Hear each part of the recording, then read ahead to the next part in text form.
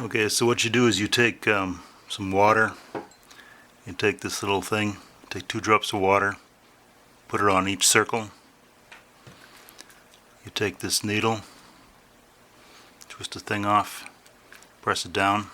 Now I got 2 needles with mine, and I didn't bleed very well. So if you don't bleed very well,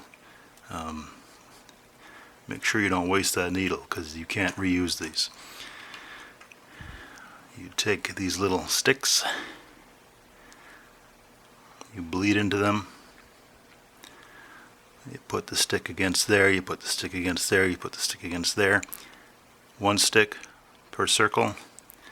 You stir it for 10 seconds.